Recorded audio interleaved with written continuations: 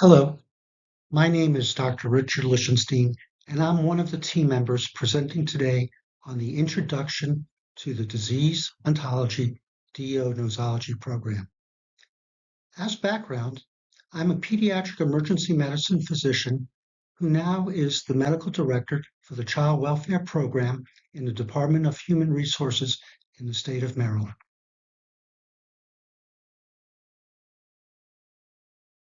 Why is nomenclature important?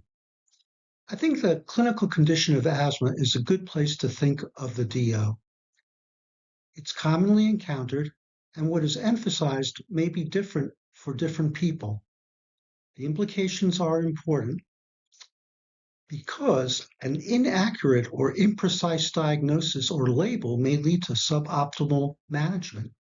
Although most see asthma as a chronic disease where airways become inflamed, swollen, and narrow from bronchoconstriction of the smooth muscles, edema, and mucus, which leads to difficulty breathing and symptoms like shortness of breath, chest tightness, and coughing, the causes and treatment may be quite varied, which is why an inaccurate or imprecise diagnosis may lead to suboptimal management. By understanding the multiple factors of the interplay of genetics, environment, and physiology, we can develop a more tailored approach for management.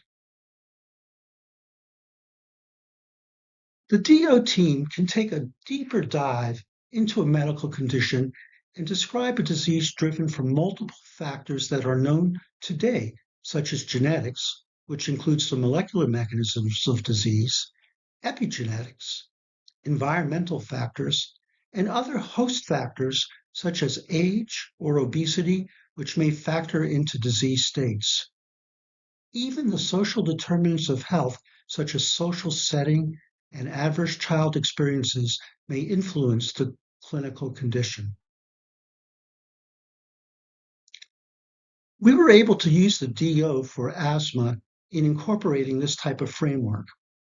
As knowledge of asthma has developed over time, we're able to further define asthma from the prior simple descriptors of allergic, cough variant, intrinsic, or status asthmaticus to a more robust breakdown of asthma being acute, with acute now encompassing near-fatal asthma and status asthmaticus, or chronic, which is further defined from adult perspectives in childhood and cough variant asthma.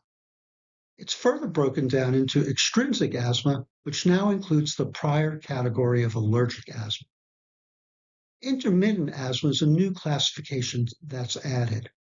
Finally, the term intrinsic asthma can be classified into nocturnal asthma, persistent mild asthma, persistent moderate asthma, persistent severe asthma, T2 high asthma, which is a subtype of asthma characterized by an overactive T2 immune response, and T2 low asthma, defined by the absence of significant type 2 inflammation in the lungs, contrasting with type 2 high asthma.